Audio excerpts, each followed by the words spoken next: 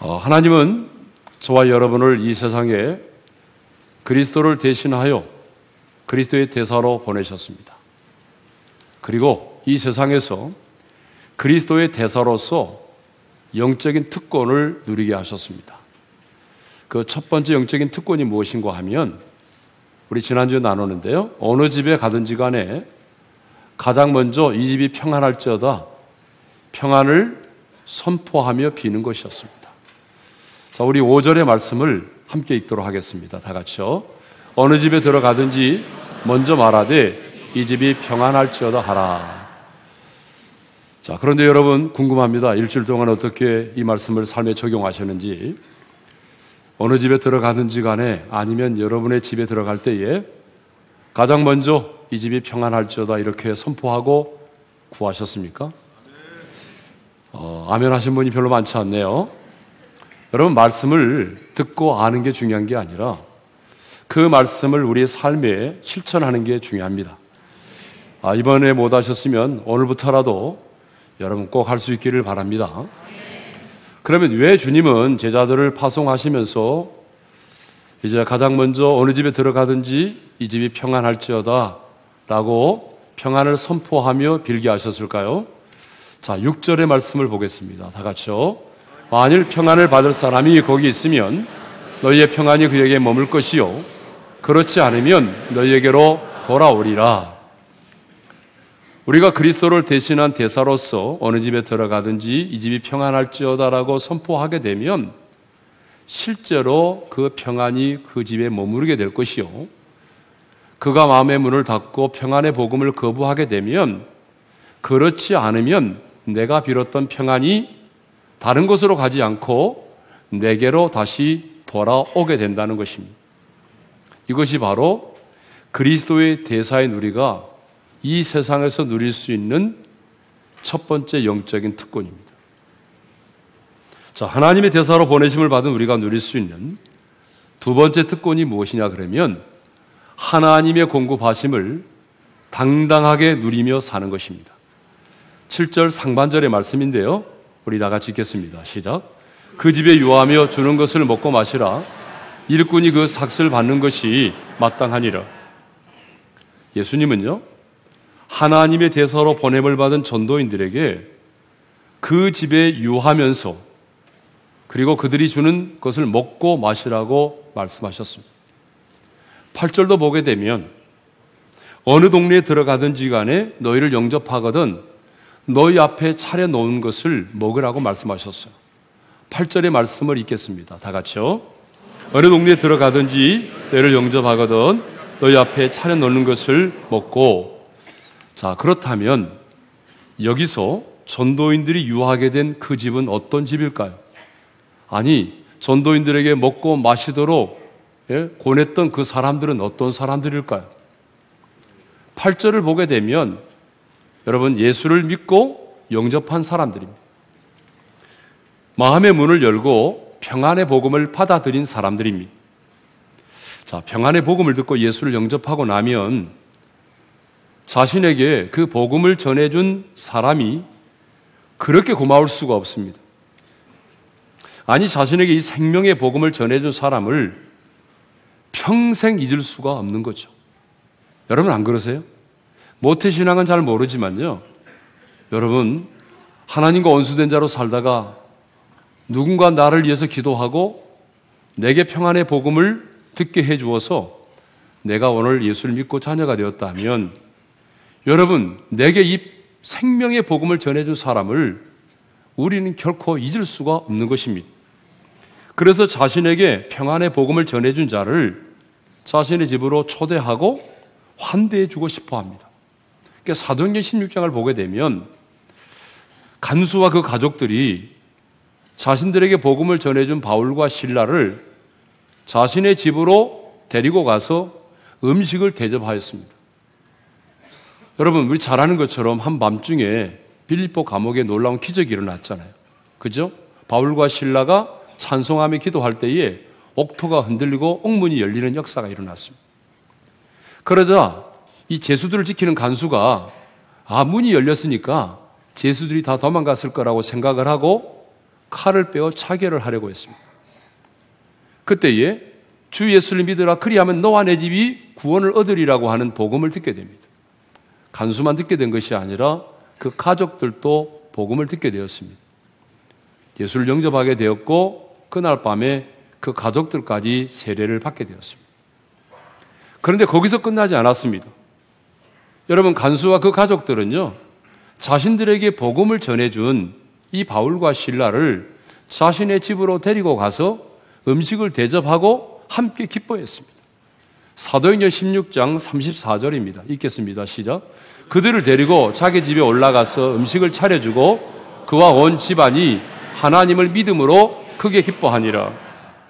여러분, 이렇게 복음을 듣고 예수를 영접하게 되면 사람들은요, 자신에게 복음을 전해준 사람들을 자신의 집으로 초대하고 싶어 하고 환대해 주고 싶어 하죠. 그런데 예수님은 지금 복음을 듣고 예수를 영접한 사람들의 집에 유하며 거기서 그들이 주는 음식을 먹고 마시라고 말씀하셨습니다. 또 어느 동네에 들어가든지 너희 앞에 차려놓는 것을 먹으라고 말씀을 하셨습니다. 자, 유대인들은 이방인들과 달리 부정한 음식을 먹지 않습니다. 그런데 이 보냄을 받은 70인 전도인들은 대부분 유대인들이었잖아요. 그런데 여러분 가서 복음을 전했을 때에 그 복음을 받아들인 사람들 가운데는 유대인들만 있는 것이 아니고 이방인들도 있을 것입니다. 그럼 여러분, 이방인들이 자신의 집에 초대했을 때에 어때요? 자신들이 먹는 음식을 내놓지 않겠습니까? 유대인들로 봤을 때는 도저히 받아들일 수 없는 부정한 음식도 분명히 대접을 할 거라 그 말입니다. 그런데 그럴지라도 너희가 유대인으로서 도저히 부정하다고 먹을 수 없는 음식을 대접할지라도 그 현장에서 어떻게 하라는 얘기입니까? 부정하다고 말하지 말고 당황하지도 말고 가리지도 말고 감사함으로 당당하게 그 음식을 먹으라는 얘기입니다. 무슨 말입니까? 부정한 음식은 아닐지라도 그들의 환대를 부끄러워하지 말고 감사한 마음으로 당당하게 그 환대를 받으라는 얘기입니다. 복음을 전하는 중에 잠자리와 음식을 대접받는 것에 대해서 거린들처럼 비굴한 태도를 보이지 말라는 것입니다. 하나님의 대사로서 당당하게 그 공급함을 누리라는 얘기입니다. 여러분, 이 말은 결코 무례히 행하라고 하는 그런 말이 결코 아닙니다. 그러면 왜 하나님의 대사는 하나님의 공급하심을 당당하게 누려야 할까요? 그 첫 번째 이유는 일꾼이 그 삭스를 받는 것이 마땅하기 때문입니다. 자, 7절 하반절의 말씀인데요. 읽겠습니다. 시작. 일꾼이 그 삭스를 받는 것이 마땅하니라. 여러분, 왜 하나님의 대사로 복음을 전하는 자가 그 집에 유하며 그들이 주는 것을 먹고 마셔야 합니까? 그 이유는 일꾼이 그 삭스를 받는 것이 마땅하기 때문이라는 거예요. 복음을 전하는 너희가 복음을 받아들인 자들로부터 환대를 받는 것은 자선이 아니라 정당한 것이라는 것입니다. 그래서 자비랑 선교를 했던 사도 바울도 믿음의 아들 디모데에게 이렇게 말했습니다. 디모데전서 5장 18절을 읽겠습니다. 시작. 성경에 일렀으되 곡식을 밟아 떠는 소의 입에 망을 씌우지 말라 하였고 또 일꾼이 그 삭스를 받는 것이 마땅하다 하였느니라. 여러분, 여기서 일꾼이라는 말이 나오는데 이 일꾼이라는 말의 헬라어의 의미를 보니까 고용되어 일하는 사람이라는 의미를 가지고 있습니다.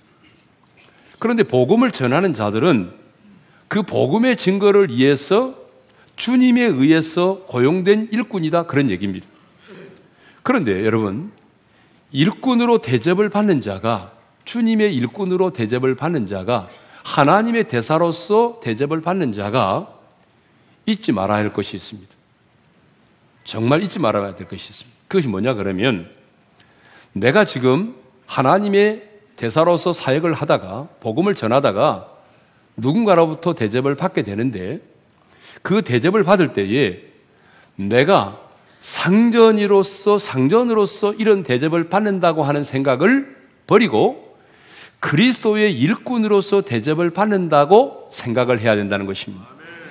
내가 이 사람보다 높은 지위에 있는 상전으로서 대접을 받는 것이 마땅하다고 하는 것이 아니라 내가 복음을 전하는 그리스도의 일꾼으로서 대접을 받는다는 사실을 잊어버리면 안 됩니다. 상전으로 받는 것이 아닙니다. 이 말은 무례 행하지 말라는 얘기죠. 또 하나는 일꾼으로서 우리가 대접을 받을 때 잊지 말아야 될 것이 뭐냐 그러면 물질의 풍요로움을 위해서 대접을 받는 것이 아니라 그 사역을 위해서 생존과 생계를 위하여 대접을 받는다는 것도 잊지 말아야 한다는 것입니다. 무슨 말인지 알겠죠? 물질의 풍요로움을 때문에 대접을 받는 것이 아니고 복음을 전하는 그 사역, 하나님께서 맡겨준 그 사역을 감당하는 데 있어서의 필요한 생존과 생계를 위해서 대접을 받는다는 것을 잊지 말아야 한다 그 말입니다. 또 하나는 하나님의 대사는 대접을 받고자 하는 그 마음 때문에 복음을 전하거나 사역을 하거나 기도를 해서는 안 된다는 얘기입니다. 잿밥에 눈이 어두워서는 안 된다 그런 얘기죠. 예. 그래서 예수님도 12제자를 파송하시면서 이런 말씀을 하셨습니다. 우리 한번 읽겠습니다. 다 같이요. 너희가 거저 받았으니 거저 주라. 12제자를 파송하시면서 가서 병든 자를 고치고 귀신 들린 자를 내어 쫓고 말씀하시면서 하신 말씀이 거저 받았으니 거저 주라는 거예요. 여러분 이 말은 무슨 말이냐면 우리가 어떤 대가를 주면서 구원을 받은 게 아니잖아요. 우리가 대가 없이 아무런 대가 없이 오직 값없이 베풀어 주시는 하나님의 은혜로 우리가 구원을 받았고 값없이 베풀어 주신 그 은혜로 인해서 우리가 어떤 은사와 능력을 받았다는 얘기입니다. 그러니 거저 받았으니 너도 어떤 사역을 할 때 대가를 바라고 예? 돈을 바라고 사역을 하지 말라는 것입니다. 예? 그런데 여러분 우리 주변에 보게 되면 많지는 않지만 그런 분들이 가끔 있어요. 예? 가끔 있죠. 예를 들어서 뭐 용하다는 사람이 있어가지고 기도를 받으러 갔어요. 근데 봉투를 가져왔냐고 물어보잖아요. 그 봉투를 줬더니 안에 들여다보고 웃으면서 너무 적게 가지고 왔다고 이렇게 말하는 분들 있잖아요. 그런데 여러분 잘 들으십시오. 기도 사역을 함에 있어서 봉투를 받고 돈을 근거로 해서 기도를 해주는 사람은 이미 그 은사가 오염된 것입니다. 자, 두 번째로 왜 하나님의 대사로 복음을 전하는 자는 그 집에 유하며 그들이 주는 것을 먹고 마셔야 됩니까? 그것은 하나님께서 친히 복음을 전하는 자들의 그 공급을 위해서 그들을 친히 예비해 놓으셨기 때문입니다. 뿐만 아니라 대접하고 공급하는 자에게는 하나님께서 더 큰 은혜와 복을 허락해 주실 것을 믿기 때문입니다. 여러분 그 시대는 뭐 오늘 시대와 달리 숙박을 할 곳이 별로 없습니다. 뭐 지금이 어느 곳에 가든지 간에 우리가 숙박할 곳이 많지만 여러분 그 시대는 전도인들이 어디 가서 묵을 수 있는 숙박할 만한 곳이 별로 없어요. 또 음식을 사 먹을 만한 것도 별로 없기 때문에 필연적으로 전도인들은 어느 집에 유숙을 해야 되고 숙식을 제공을 받아야만 하는 것입니다. 그런데 예수님은 그들을 보내시면서 뭐라고 말씀하셨어요? 우리 지난번에 나눴잖아요. 4절에 이렇게 말씀하셨죠. 읽겠습니다. 전대나 배낭이나 신발을 가지지 말며.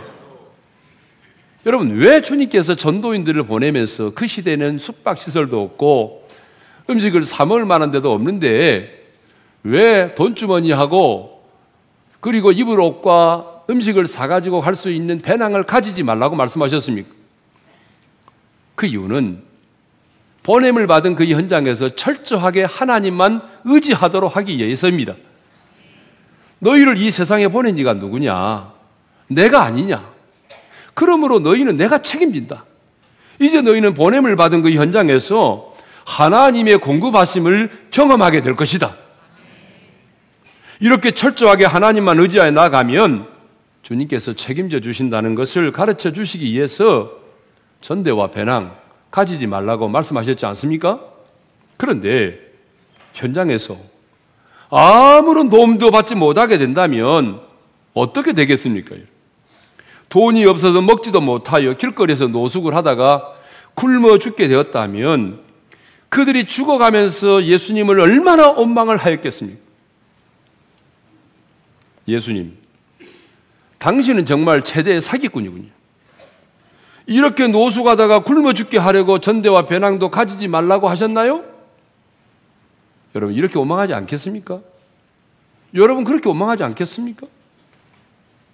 그래서 주님은 당신의 그 신실하심을 나타내 보이기 위해서 그들이 유숙하며 먹고 마실 것을 미리 예비해 두신 것입니다. 그들이 머무를 집과 그들에게 음식을 대접할 자들을 하나님이 미리 이렇게 준비시켜 놓으신 것입니다. 그렇다면 여러분, 말씀에 순종하여 나갔던 전도인들 역시 혹시 이런 생각을 했을까요? 아, 나는 역시 운이 좋은 사람이야. 나는 참 인복이 많은 것 같아. 에? 어쩌다가 이렇게 나를 위해 숙식을 제공할 수 있는 사람을 만나게 되다니, 이렇게 자기 자신이 운이 좋은 사람이라고만 생각을 했을까요? 숙식을 제공받고 음식을 대접받으면서 나는 운이 좋은 사람이야, 이렇게 생각했을까요? 여러분, 절대로 그렇게 생각하지 않았을 것입니다. 우리 하나님은 전능하시지만 언제나 사람을 통해서 일하십니다. 물론 광야로, 사람들이 없는 광야로 보냄을 받았다고 한다면 과거 출애굽한 이스라엘 백성들에게서처럼 하나님께서 어떻게 개입하셨을까요? 불기둥 구름기둥으로 그들을 지키시고 인도하시고 하늘에서 만나와 메추라기를 내려서라도 그들을 먹이시지 않았겠습니까? 그런데 지금 주님께서 전도인을 파송한 것이 광야가 아니란 말입니다. 사람들이 사는 세상이에요. 사람들이 사는 세상으로 보내셨기 때문에 주님은 광야처럼 하늘에서 만나와 메추라기를 내려 먹이는 것이 아니고 그 세상 속에 있는 사람들을 통해서 그들의 공급하심을, 필요를 채워주게 하시는 것입니다. 그러므로 전도인을 자신의 집에 유숙하게 하고 먹고 마시게 한 이 사람들은요, 하나님께서 친히 구별하여 예비해 놓으신 사람들입니다. 하나님의 일하심을, 하나님의 공급하심을 현장에서 경험할 수 있도록 하기 위해서 하나님을 의지하면 하나님께서 책임져 주신다는 것을 분명하게 보여주기 위해서 하나님께서 그들을 친히 구별하여 예비해 놓으신 것입니다. 그러므로 전도인을 대접한 사람들 역시 주님께서 예비하시는 일에 귀하게 쓰임을 받은 복을 누리게 된 것입니다. 왜 예수님께서 그 집에 유하며 주는 것을 먹고 마시라고 했습니까? 왜 예수님은 보냄을 받은 대사들에게 당당하게 하나님의 공급하심을 누리며 살라고 말씀하셨습니까? 우리 두 가지를 살펴봤죠. 그 첫째는 일꾼이 그 싹스를 받는 것이 마땅하기 때문이고, 두 번째 이유는 그들을 하나님께서 친히 예비해 놓으셨고 예비된 그 자들에게도 하나님께서 놀라운 은혜와 복을 허락해 주실 것을 믿기 때문입니다. 하나님의 대사로 보냄을 받은 우리들이 누릴 수 있는 또 하나의 특권, 세 번째 특권이 되겠죠. 그것은 가서 병든 자를 고치고 귀신을 내어쫓고 하나님의 나라를 선포하는 것입니다. 자, 9절의 말씀을 읽겠습니다. 다 같이요. 거기 있는 병자들을 고치고 또 말하기를 하나님의 나라가 너희에게 가까이 왔다 하라. 자, 우리 예수님은 앞서 제자들을 부르실 때도 뭐라고 말씀하시냐면 더러운 귀신을 쫓아내고 모든 병과 모든 약한 것을 고치는 권능을 주셨다라고 말씀하셨습니다. 그리고 이어서 12제자를 파송하실 때도 주님은 이렇게 말씀하셨습니다. 마태복음 10장 7절과 8절입니다. 시작. 가면서 전파하여 말하되 천국이 가까이 왔다 하고 병든 자를 고치며 죽은 자를 살리며 나병한 자를 깨끗하게 하며 귀신을 쫓아내되. 우리 예수님은 70인 전도인만이 아니라 12제자를 파송하실 때도 동일하게 말씀을 하셨습니다. 또 부활하신 예수님은 하늘로 승천하기 직전에도 이렇게 말씀하셨죠. 읽겠습니다. 다 같이요. 믿는 자들에게는 이런 표적이 따르리니 곧 그들이 내 이름으로 귀신을 쫓아내며 새 방언을 말하며 뱀을 집어 올리며 무슨 독을 마실지라도 해를 받지 아니하며 병든 사람에게 손을 얹은 즉 나으리라 하시더라. 아멘. 예수님이 이 땅에 계실 때 행하셨던 중요한 사역이 있습니다. 그게 뭐냐 그러면 어디를 가든지 주님은 하나님 나라의 복음을 전하시고 병든 자를 고치시고 귀신들을 내어 쫓고 하나님의 나라를 선포하셨습니다.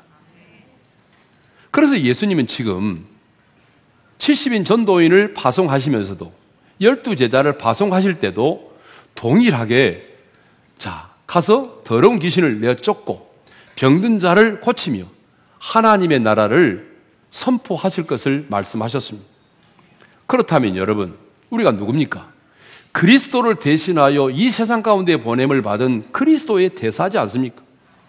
그렇다면 그리스도의 대사로 보냄을 받은 우리도 주님께서 이 땅에서 행하셨던 그 일들을 마땅히 해야만 한다는 것입니다.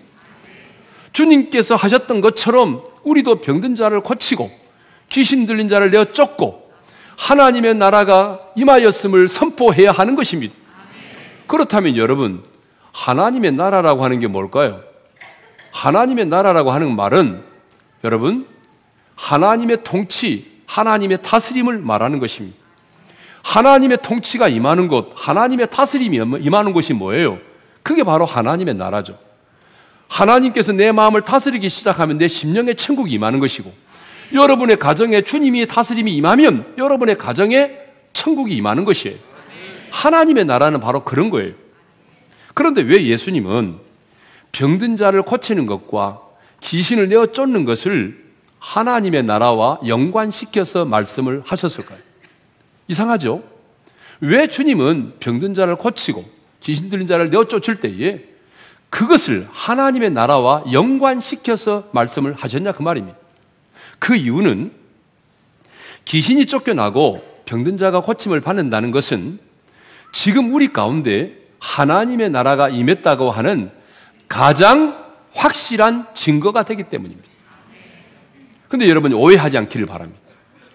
병든 자가 고침을 받고 귀신들이 내어 쫓김을 받는다고 하는 것은 하나님 나라의 본질은 아닙니다. 하나님 나라의 본질은 제가 방금 말씀드렸잖아요. 주님의 통치, 주님의 다스림입니다. 여러분 귀신이 쫓겨나고 병든 자가 고침을 받는 것은 복음의 본질도 아닙니다. 본질은 아니에요. 그렇지만 중요한 것은 하나님의 통치가 임하면 치유와 회복의 역사가 일어난다는 것입니다. 여러분 주님의 다스림이 임하면 여러분 그곳에는 병든 자가 고침을 받고 어둠의 영들이 떠나간다는 것입니다. 빛 대신 주님의 통치가 임하는데 어둠의 영이 떠나지 않고 견딜 수 있겠습니까? 그러니까 당연히 주님의 통치, 주님의 다스림이 임하면 그곳에는 여러분 회복의 역사가 일어나는 것이고 어둠의 영들이 떠나가게 되는 것이고 사탄의 경관인이 무너지게 되어 있는 것입니다. 하나님께서 대사로 보냄을 받은 저와 여러분에게 뱀과 정갈을 밟으며 원수의 모든 능력을 제어할 권능을 우리에게 이미 주셨기 때문입니다. 그래서 예수님은요, 이제 70인 전도인이 돌아와서 막 기쁨으로 보고를 하잖아요. 예? 주님의 이름이면 귀신들도 항복하고 떠나더이다. 막 그러니까 예수님께서 이렇게 말씀하셨어요. 19절의 말씀입니다. 다 같이 읽겠습니다. 시작. 내가 너에게 뱀과 정갈을 밟으며 원수의 모든 능력을 제어할 권능을 주었으니 너희를 해칠 자가 결코 없으리라. 마귀를 멸하시고 승리하신 예수님은 당신을 대신하여 보냄을 받은 저와 여러분에게 뱀과 정갈을 밟으며 원수의 모든 능력을 제어할 권능을 이미 우리에게 주셨습니다. 그러므로 이제 우리는 그리스도의 대사로서 여러분 예수의 이름으로 병든 자를 고치고 예수의 이름으로 귀신을 내어 쫓아야 합니다. 그래서 보냄을 받은 그 현장 속에 하나님의 나라가 임하였음을 선포해야 합니다. 왕 되신 주님의 통치가 임하였음을 선포해야 됩니다. 보냄을 받은 그 현장 속에서 내가 믿는 예수 그리스도가 나의 왕 되심을 드러내야 됩니다. 이것이 뭐예요? 이것이 바로 하나님의 대사가 이 땅에서 누릴 수 있는 영적인 특권입니다.